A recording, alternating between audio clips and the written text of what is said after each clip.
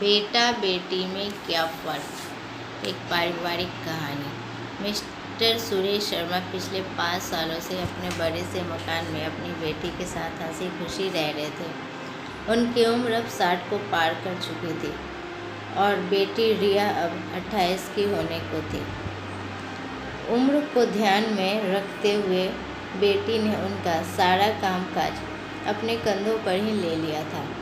रिया अपने हर काम में बहुत अच्छी थी, जितने अच्छे से वो अपने पापा, घर और उनके कारोबार का ध्यान रखती थी, कोई और शायद ही रख पाता। अगर सुरेश जी का कोई बेटा होता तो वह भी नहीं। इन बाप बेटी का रिश्ता बहुत ही प्यारा था। बिना बाबा के रिया को नहीं चलता और बिना रिया के उसके बाप का किसी काम में मन नहीं लगता था।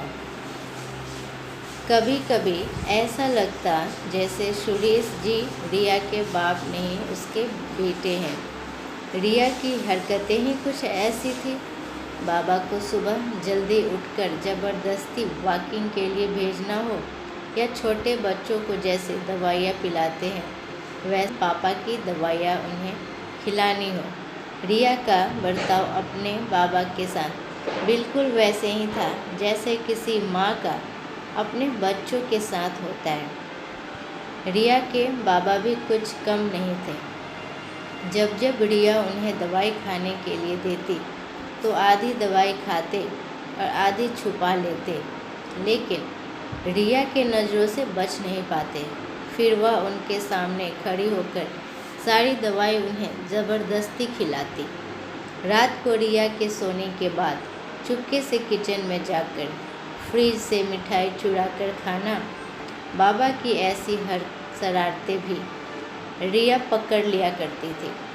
पकड़े जाने पर बाबा पानी पीने का बहाना करते, लेकिन रिया उनको समझाती कि मिठाई आपके लिए हानिकारक है।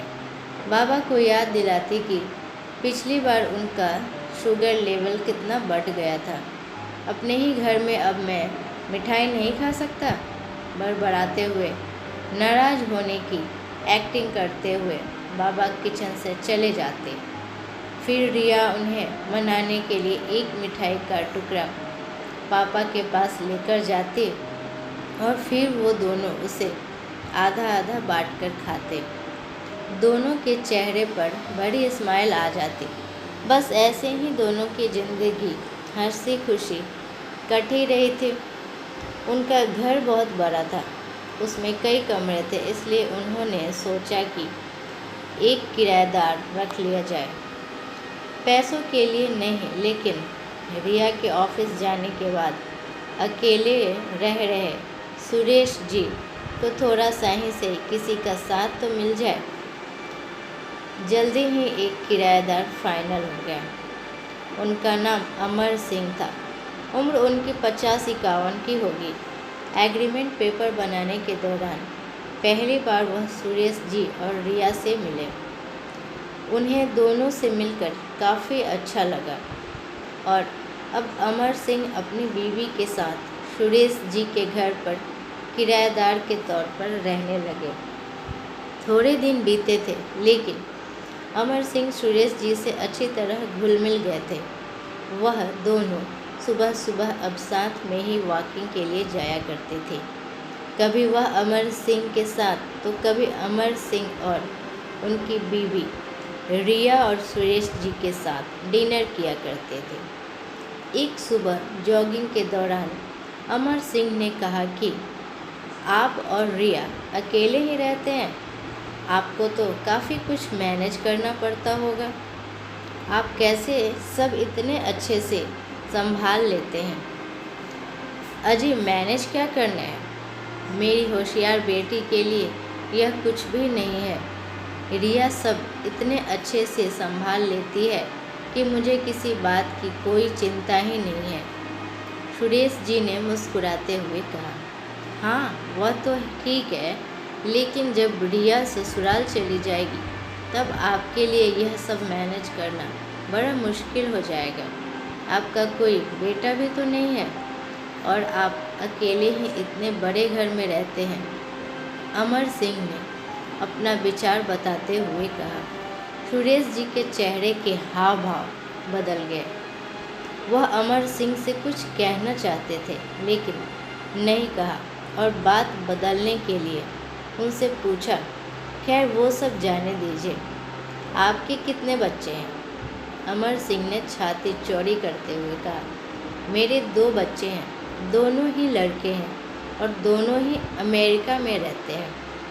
सुरेश जी को लगा जैसे अमर सिंह उन्हें ताना मार रहे हो, लेकिन फिर भी उन्होंने कुछ नहीं कहा और वो जॉगिंग करके अपने घर लौट आए।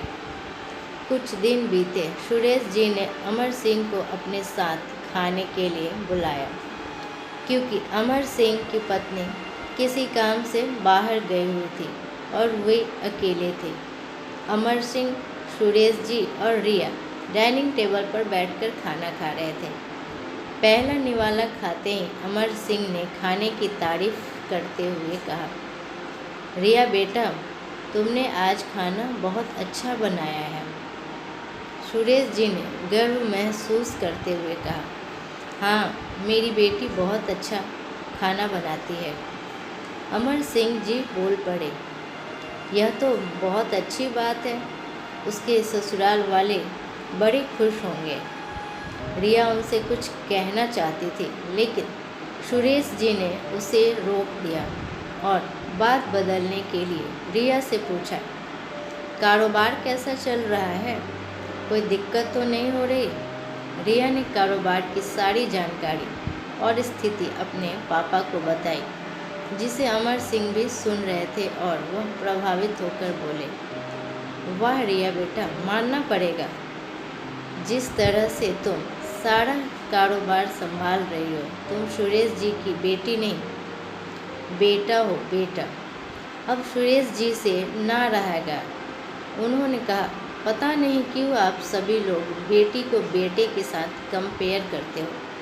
ऐसा एक भी काम या एक भी फील्ड बताइए जिसमें बेटियों ने अपना नाम ना बनाया हो। अरे आसमान में प्लेन उड़ाने से लेकर देश के सर्वोच्च पद पर बैठकर देश चलाने तक बेटियों ने हमेशा अपने आप को साबित किया है। लेकिन आप जैसे लोग अभी भी उनकी तुलना बेटों से ही करते रहोगे। होते होंगे बेटे सबके लिए ज़्यादा इम्पोर्टेंट, मेरे लिए तो मेरी बेटी ही सबसे बढ़कर है और मैं यह फ़ख्र से कह सकता हूँ, जो मेरी इस बेटी ने मेरे लिए किया है, जितना प्यार मुझे दिया है उतना दुनिया का कोई भी बेटा नहीं दे सकता।